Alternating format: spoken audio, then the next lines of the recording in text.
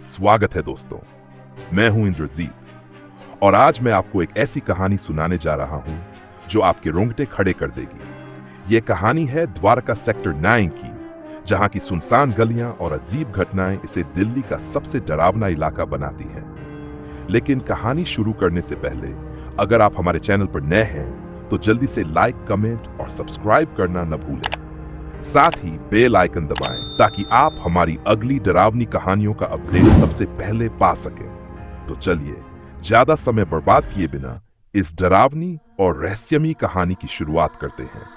Dwarka sector 9, इस जगह के बारे में कहा जाता है कि रात के वक्त यहाँ जो भी आता है उसे अजीब अजीब चीजें महसूस होती हैं।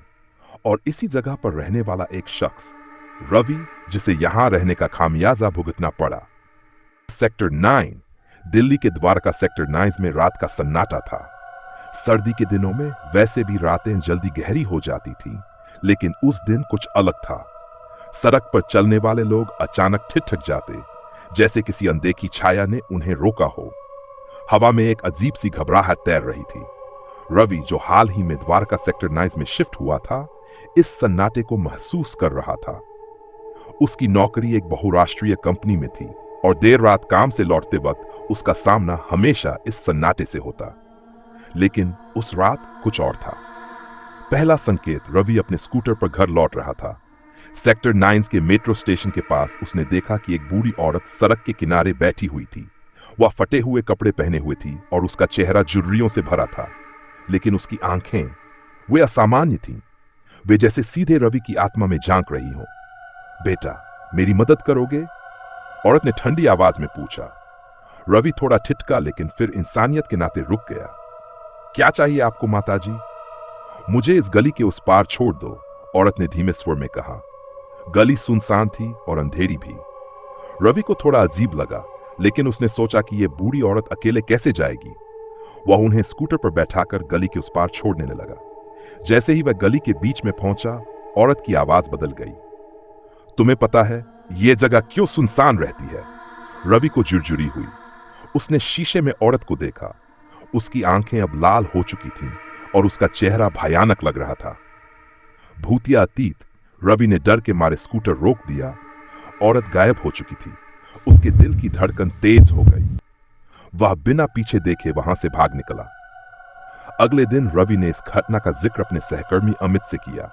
अमित ने गंभीरता से उसकी बात सुनी और कहा, द्वारका सेक्टर 9 के इस इलाके में कई अजीब घटनाएं हुई हैं। मैंने सुना है कि यहाँ कभी एक पुराना गांव हुआ करता था, जिसे जबरदस्ती खाली कराया गया था। गांव वालों ने कहा था कि यहाँ की जमीन शापित है। रवि को यह सुनकर और डर लगा, लेकिन उसने इसे अंधविश्वास मानकर नजरअंदाज कर दिया। अजीब घटनाओं की शुरुआत। अगले कुछ दिनों में रवि के साथ और भी अजीब घटनाएं होने लगीं।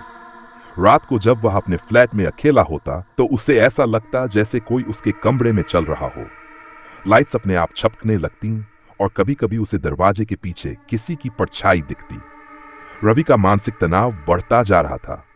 उसने इंटरनेट पर इस इलाके के बारे में पढ़ना शुरू किया। उसे पता चला कि द्वारका सेक्टर 9 में एक पुराना कुआं था, जिसे कई साल पहले सील कर दिया गया था। कहा जाता था कि उस कुएं में कई लोगों की रहस्यमयी मौतें हुई थीं। रहस्य की गहराई। रवि ने इस बारे में और जानने की ठानी। उसने अमित के साथ उस पुराने कुएं की जगह जाने का फैसला किया। वे दोनों रात को उस इलाके में गए। कुएं की जगह अब एक छोटी सी पार्किंग बनी हुई थी, लेकिन जैसे ही वे वहां पहुंचे उन्हें अजीब सी ठंड महसूस हुई। अचानक उन्हें वहां से किसी के रोने की आवाज आई। यह आवाज जमीन के नीचे से आ रही थी। रवि और अमित ने टॉर्च जलाकर देखा, लेकिन कुछ नजर नहीं आया। तभी जमीन हिलने लगी और वहां एक दरार बन गई। मौत का कुआं। दरार से अचानक ठंडी हवा का झोंका निकला और वे दोनों पीछे हट गए। तभी उन्हें एक अजीब आकृति दिखी। ये वही बूढ़ी औरत थी, लेकिन अब उसका शरीर विकृत था। उसने दोनों को देखते हुए कहा, यहां से चले जाओ, वरना तुम्हारा हश्र भी उन लोगों जैसा होगा जिन्होंने मेरे गांव को उजाड़ा था। रवि और अमित ने वहां से भागने की कोशिश की, लेकिन जैसे ही वे भागने लगे उनके रास्ते में धुंधलापन छा गया। ऐसा लग रहा था जैसे वे किसी अदृश्य बल द्वारा रोके जा रहे हों। अंतिम मुकाबला।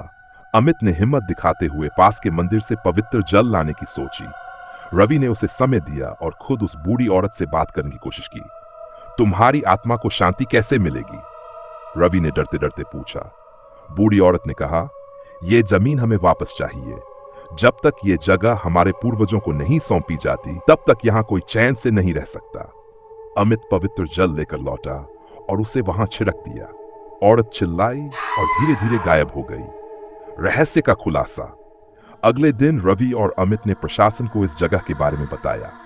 जांच के दौरान पता चला कि पार्किंग की जगह पर वाकई एक पुराना कुआं था जहां कई निर्दोषों की हत्या की गई थी। उस इलाके को शुद्ध करने के लिए वहां एक स्मारक बनाया गया। रवि को अब उस जगह से कोई डर नहीं लगता था, लेकिन उस घटना ने उसे यह सिखा दिया कि कुछ रहस्य इंसानी समझ से परे होते हैं। द्वारका सेक्टर 9 अब शांत था, लेकिन वहां की कहानियां आज भी लोगों के रोंगटे खड़े कर देती हैं। तो दोस्तों, इस कहानी में बस इतना ही। अगर आपको यह कहानी पसंद आई हो तो लाइक, कमेंट और सब्सक्राइब करना न भूलें।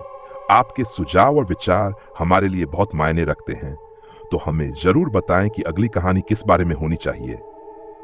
तब तक के लिए बाय और अपना ख्याल। रात में अकेले बाहर जाने से बचें और याद रखें, कभी कभी सन्नाटा भी बहुत कुछ कह जाता है। मिलते हैं अगली डरावनी कहानी के साथ। धन्यवाद।